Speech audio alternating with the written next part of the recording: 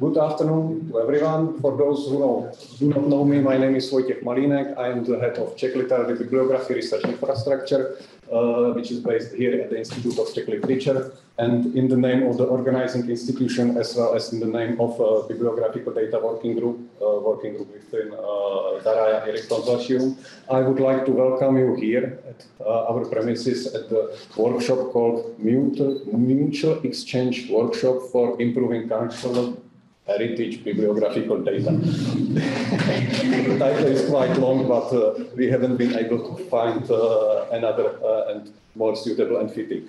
I welcome not only you here at the room, but also our guests who are present here online. I do hope that there are not any complications. If not, please use the chat. I do hope that you can hear me, you can see me, and that in our online broadcast is everything going well.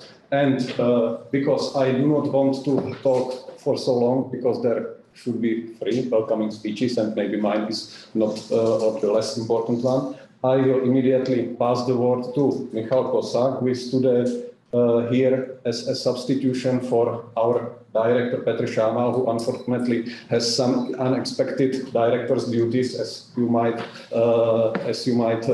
realize that it is the case for him. But Michal Kosák is vice director of our institute, and I would like to ask him for a few words for opening our workshop from the position of hosting institution.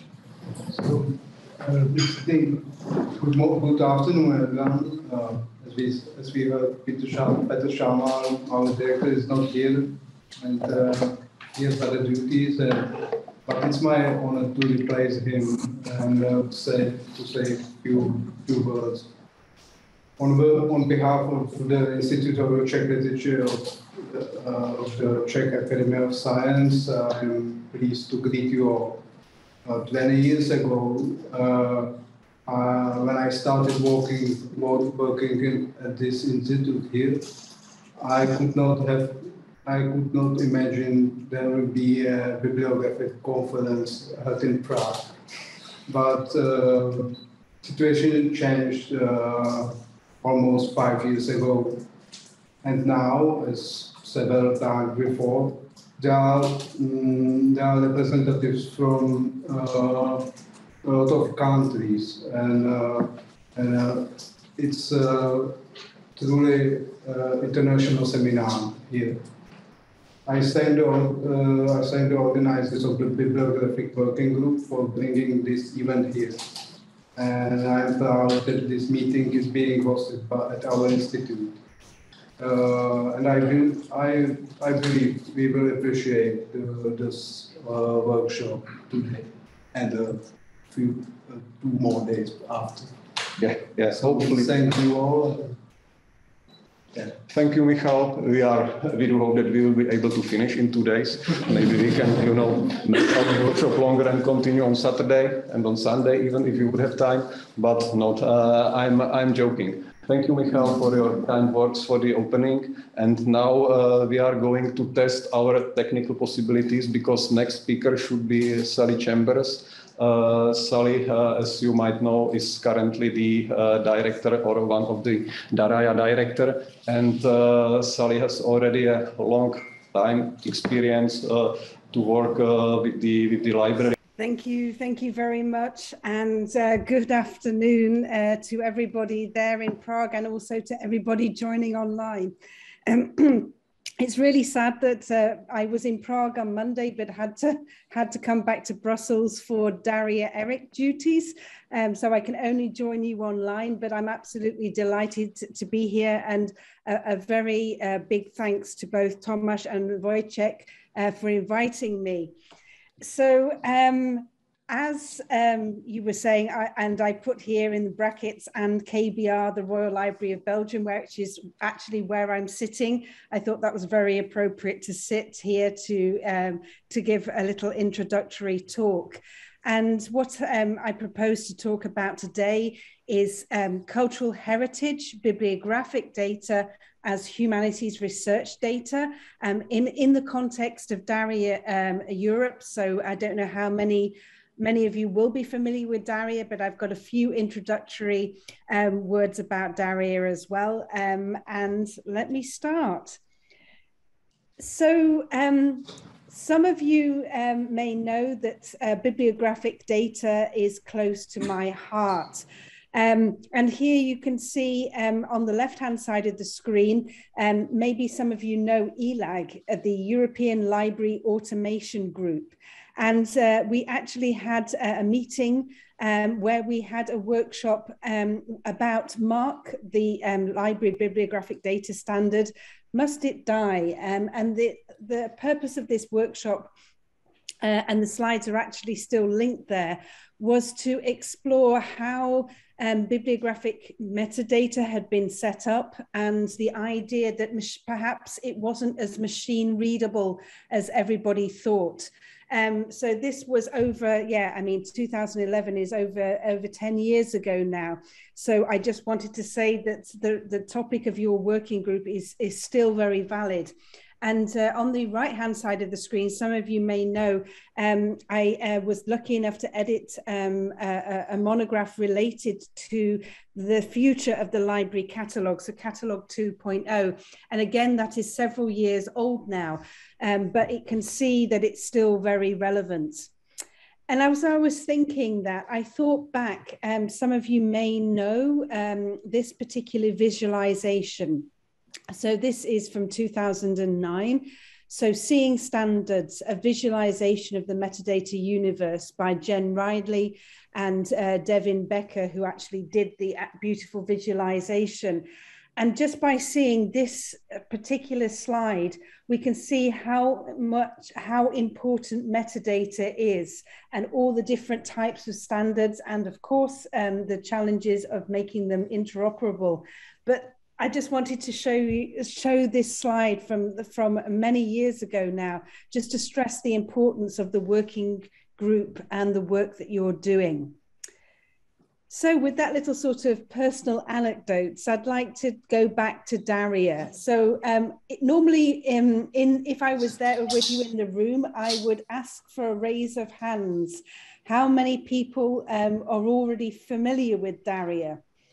I don't know if you're, can I see some raised hands? I can see. So not everybody in the room, but some in the chat as well in the online version. So that's really great. So, but maybe not everybody knows about Daria. So Daria is the pan-European digital research infrastructure for arts and humanities. In terms of our mission, we empower research communities, such as your own, with digital methods to create, connect, and share knowledge about culture and society. So from our mission statement, you can see that your working group and the activities you will be talking and the research you'll be talking about in the next couple of days is very closely linked to Daria's mission. So we're looking about sharing knowledge, tools, data, networks, and also from the political point of view, and being the voice of the arts and humanities in Europe and beyond. Many of you will know we have many members. We have 15 founding members, another 5 members, including the Czech Republic, that joined since we were launched in 2014. We've got 1 observer country, Switzerland, and 10 cooperating partners. And if you count the flags here, you'll see there are only 8, but in some countries there are multiple cooperating partners. So we are a wide range of members across Europe and beyond. And here you can see, for example, United States. These are one of the first partners that are joined as a cooperating partner from outside of Europe. I won't talk too long about Daria and the strategic purpose, but we've got 4 key pillars. So the marketplace of reusable tools, services, data and knowledge, and I will come back to that in a little bit. Training and education, and I assume that part of the workshop you have here has a training and educational aspect to it. transnational and transdisciplinary working groups. And of course, you are a fine example of one of those. And then the policy and foresight in terms of ensuring that our voices is heard in Brussels, for example. If you wanted to learn, and I'll put the link to this in the chat after, but if you want to learn more about our activities, here is the link to the beautiful Daria annual report that has been beautifully designed by our designer and Elisa Papaki, our communications officer. So then you can sort of have a whistle-stop tour of some of our activities. I just wanted to point out two of our particular services that may be particularly of interest to the working group. So Daria Campus, this is all about training and education. So Daria Campus is a discovery framework and hosting platform for learning resources. So in terms of bibliographic data, perhaps it's interesting to think what tools and research sources are important to your research community, and maybe you'd want to think about including them within Daria Campus. The other thing I wanted to mention is the social sciences and, oops, went too quickly there, the social sciences and humanities open marketplace. This is the contextualized discovery platform for tools and services, training material, data sets and workflows. And I will come back to that a bit later. But if you haven't had a look at that already, take a look. And it may be, again, interesting to think which tools from your community. And for example, I know that Peter Kirali, who is in the audience, has created many tools in this kind of area. This could be a way to think about sharing them with a wider community and keeping the visibility of the tools that you have in your community, sharing them. And I'll move over, I don't know if you see that, but our working groups are where the real work of Daria happens. And of course, the Bibliodata working group is one of our really excellent working groups, but there are only over 22 active working groups. Daria Teach, for example, community engagement, the DH course registry, and one very interesting ethics and legality in the digital arts and humanities. So if you're keen to get involved in Daria, and perhaps have a look at the working groups to see if there are other working groups that you may be interested in getting involved in. So that was the whistle-stop tour of Daria. Now I wanted to sort of turn my focus a little bit to the working group and the research activities you will have over the next couple of days. So the reason there is an apple in here, and this is Jennifer Edmond, our former president of the Daria EU Board of Directors, and she said, Strapple rhymes with apple. So Strapple is our strategic action plan. And I've just picked out 3 of our current targets because I thought they were particularly relevant to your activities here. So firstly, explore and define and advance Daria's place in the cultural heritage ecosystem. Obviously, bibliographic data is very much connected to cultural heritage and particularly the libraries and academies. So it may be very interesting to see how your working group could contribute to that strategic action. Secondly, further develop and define the concept of workflow as an arts and humanities tuned infrastructural component. I'm sure in some of the activities and some of the results that you'll present over the next couple of days, there are infrastructural workflows behind some of the work. So it could be really interesting to think about how you could share them with the wider community. And on that sharing, we've already mentioned briefly the SSH open marketplace, and that it could be a way, and I will come back to that at the end of the presentation, where you could share your workflows with the wider community and help to sustain them. So going into a little bit more detail, this is a slide that I borrowed from Edward Gray, who many of you may know already as our Officer for National Coordination. So he looks after both the national members of Daria and also our cooperating partners.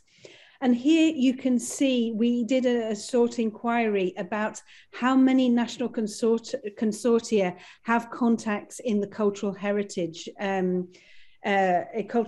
sector.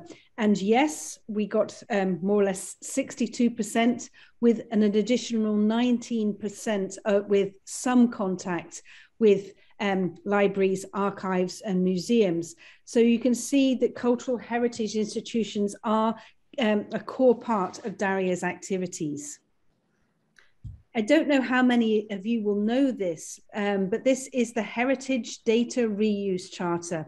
And the idea is, as we know, data is the new gold, but it's really important to think about how we can interlink that data in the linked open data ecosystem.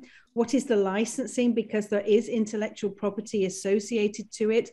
Do we want to go with the Creative Commons public domain licensing? Do we want to think about attribution licensing? And how can we help cultural heritage institutions to share this information and their data? So this is maybe, if you're not familiar with this, the Cultural Heritage Data Reuse Charter might also have been interesting to your working group. And I think this is one of the core topics behind your sessions today, the fact that bibliographic data is a research object in itself. And a couple of years ago, together with Toma Tasovac and Erzsébet Toth-Szifra, we wrote a paper about cultural heritage data from a humanities research perspective. And this paper may be of interest, but it was kind of manifest and a sort of trying to reach out about the importance of cultural heritage data, including bibliographic data, as the primary research data in the humanities. So this may be of interest to you. And I don't know if some of you are familiar with this particular initiative or initiatives. So collections as data was originally in the United States and North America, and they've had two forms of funding. The first one, already computational, and that was a way of conceptually rethinking how cultural heritage institutions provide access to their data. So rather than cultural heritage collections, particularly, for example, digitized or born digital collections being locked inside a digital library, how can we make that full text content available as data? And then a follow-up project, Part to Whole, really looked at how we can implement collections as data in practice. And this was really, it funded several cohorts of people where you had to have a humanities scholar, somebody from the cultural heritage sector, and also computer and data scientists, in order to really try to put collections as data into practice. So and it's sort of in the title of my talk, how can we think of bibliographic data as collections as data? I just wanted to show you one particular example, and this comes from the National Library of Scotland, and they have something called the Data Foundry, which is, let's say, their collections as data implementation. A couple of things I really like about this, and here you can see an article that Sarah Ames, who is the Digital Scholarship Librarian at the National Library of Scotland, wrote in Liber Quarterly. They have the underlying principles of open, transparent, and practical. And I think these are wonderful examples of how to get their data usable. They also have on the left-hand side of the screen their open data publication plan, because of course a library cannot make their data available overnight. So they have a step-by-step roadmap of how that may be available. And I wanted to give a particular example. So if you go to their website, at the top of the screen, they have data, and they have various types of data set collections. And these are the metadata collections, and just 3 examples of a much longer list. But they have, for example, the National Bibliography of Scotland, the Bibliography of Scottish Literature in Translation, and an aggregated data set of digitized texts from the Global Digitized Data project as well. So this may be interesting as a way to think about sharing bibliographic data as collections as data. And here, a very dear colleague of mine, Gustavo Candela, he is an information and computer scientist from the University of Alicante in Spain. And he, with his colleagues, have been working on trying to think about how you could make digital collections available from a really pragmatic methodology of making collections as data available. And I've put a couple of links here. Is an article from the Journal of Information Science, but if you don't have access to that, there is a preprint version in their institutional repository. And this links to the international GLAM Labs community. They've done a lot of work, and a few of us had the opportunity to do a writing sprint on Open a GLAM Lab, which is publicly available from this link. But in this particular Open a GLAM Lab book, there is a chapter on rethinking collections as data, which may be of interest to some of you. Yes, very importantly, and I hope you can see this on the screen, on the Tuesday, the 25th of October, the GLAM Labs community will be holding a webinar about towards implementing collections as data in GLAM institutions. That's just over an hour long on Tuesday afternoon at 3:30 CEST. So if you're interested in that, don't hesitate to get in contact, and we can send you through the Zoom link for that. So just to move towards the end, all the data that you're working with and discussing, could we think at DARIA level of thinking about DARIA collections as data and how we might share this kind of data sets for the wider DARIA community? Here is an example of the DARIA Germany collection registry, which could be a first starting point, which we could build further on about sharing these kind of collections as data DARIA-wide at the European level. And as one of the things about finding the sort of place for DARIA in the digital and cultural heritage landscape, here, I think it's very interesting to see if we can strengthen our partnership with Europeana. On those 2 pages, it's a little bit of information about how DARIA has been working together with Europeana, and particularly a particular webinar that we organized as well. But I think this is particularly interesting, the European data space for cultural heritage. I don't know how many people are familiar with this at the moment, but it was only launched in November last year. And the actual projects to set up this common European data space for cultural heritage will be kickstarted in November. So it's really very fresh. And maybe it would be interesting to think about European data spaces for bibliographic data and how we could share them European-wide as well. So maybe that's food for thought. And just also connected to Europeana, and we had a Europeana Research Community Cafe where they covered collections as data. And Thomas Padilla, who was one of the founders of collections as data in the United States, he presented there, and I've linked the presentation in the slides, which I'm sure will be shared after. I can actually put them in the chat for people as well. And just finally, I don't know if many of you have come across yet the EOSC, or the European Open Science Cloud. And this is connected also with this Cultural Heritage Cloud, or at least should be. How can we think about sharing our data sources in the EOSC?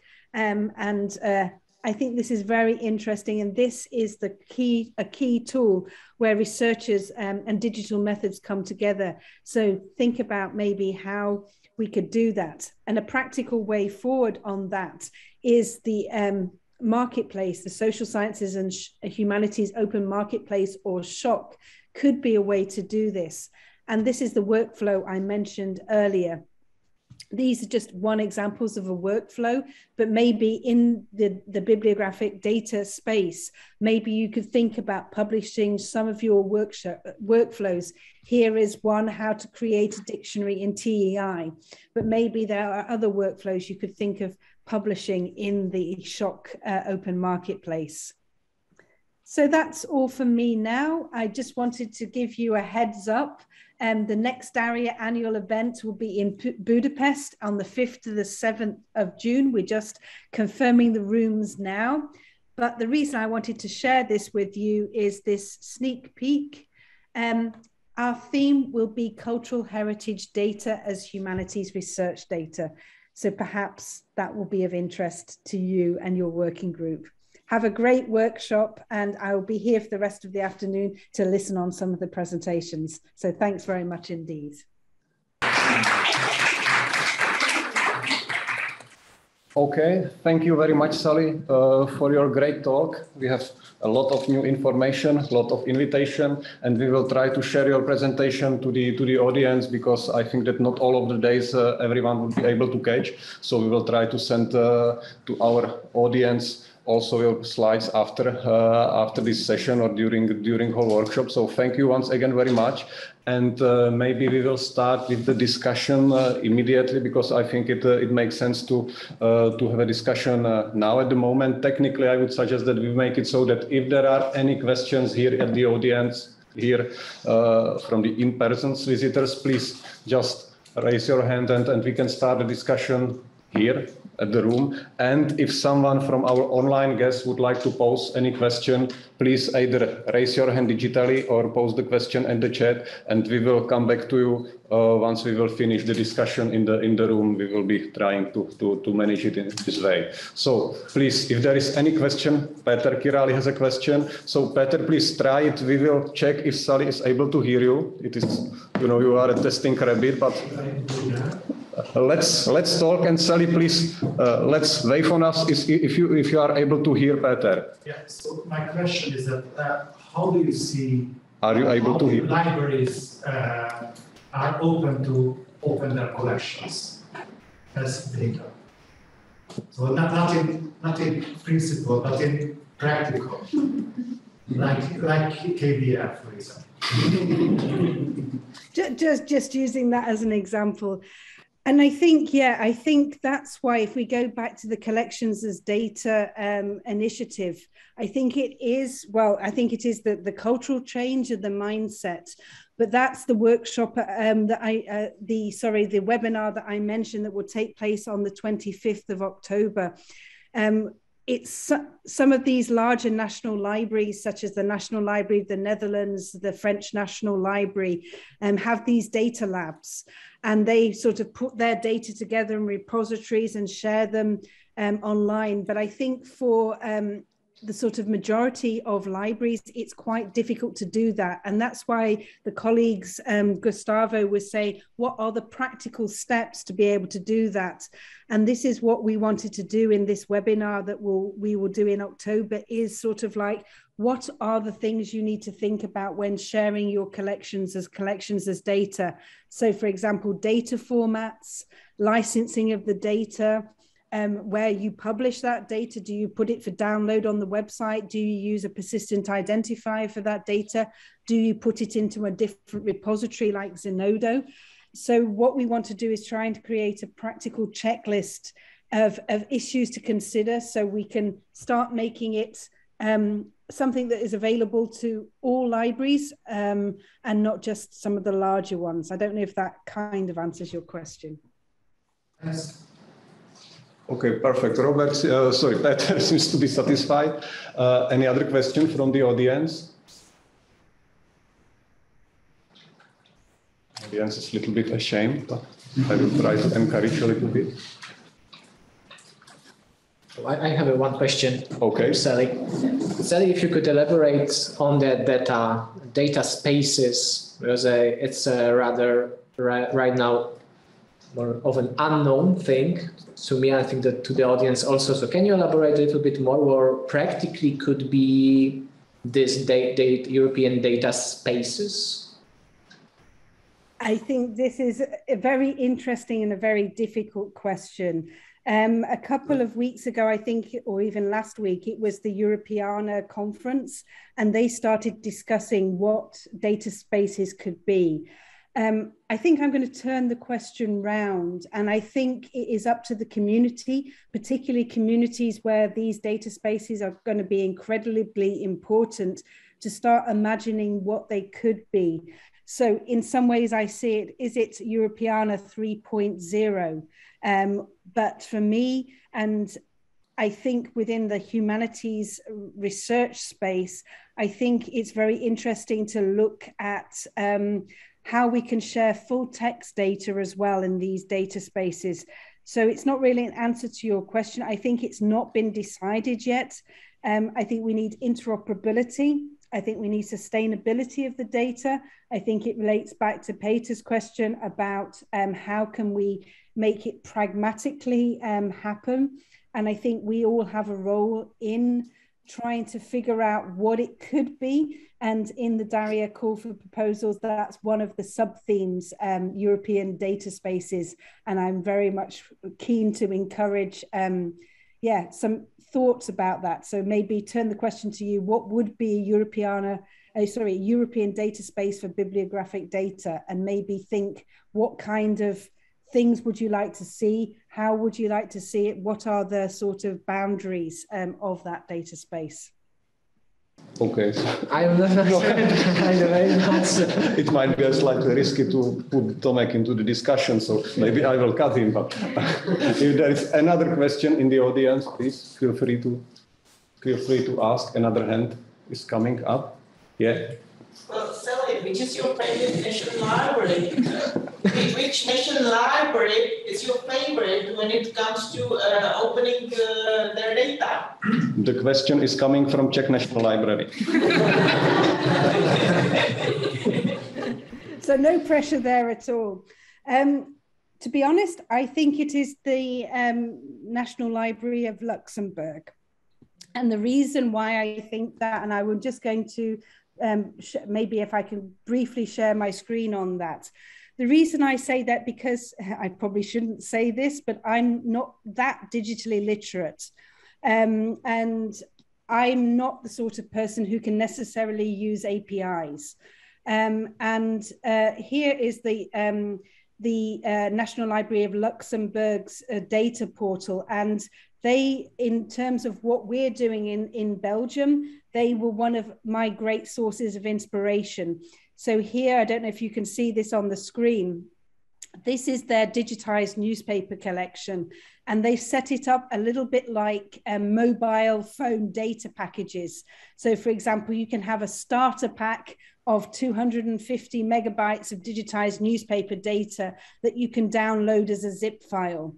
Or if you're into larger data sets, for example, you can have the 2 gigabytes text analysis package. And I can share this link into the chat also. So for me, this was very pragmatic. I could download it on my laptop and get started right away. And it was openly accessible. So I think, I would answer that. Thank you very much. Thank you, Sally. Any other question from the audience? I do not see any, so I will just check the chat or encourage a little bit our online audience. If someone from the online guests would like to pose any question. But it seems that there is no other question in the chat. So maybe please, if there is any small worm in your head currently that I would like to ask for something, please feel free to use the chat, or you can simply raise your hand for those. There is one question in chat right now. Yeah. Okay. So one question, Sally, if you are able to answer, is there a common data space in EU? I think there are several data spaces. So cultural heritage is the one I've focused on now, but I'm not 100% aware of all the others. But there's one health, tourism, and other. There is even a research data space that is not sure if it's linked with the European Open Science Cloud as well. So I think there's a lot of data spaces out there, and I've heard there will be a sort of coordination hub of the different data spaces as well. So we're still, not sure about that yet. It's very much a work in progress. And I see you said data space for the humanities, to be specific. Well, this is where, so Daria is involved in the data space for cultural heritage. So this could be the interconnection there. Okay, thank you very much, Sally, for your great talk. Maybe because of the time, I would suggest to stop the discussion at the moment. But if you would like to, you can continue via chat, or maybe there will be some space for that later. So thank you, Sally, once again for your talk, and thanks also to Daraya, because thanks to support of the Daraya, we were able to organize this meeting, and most of our guests from foreign countries were able to come here because they were able to be financed thanks to Daraya funding we have obtained from the Daraya funding call for the support of the working group. So it's the very important thing which should be announced from our side. So once again, Sally, and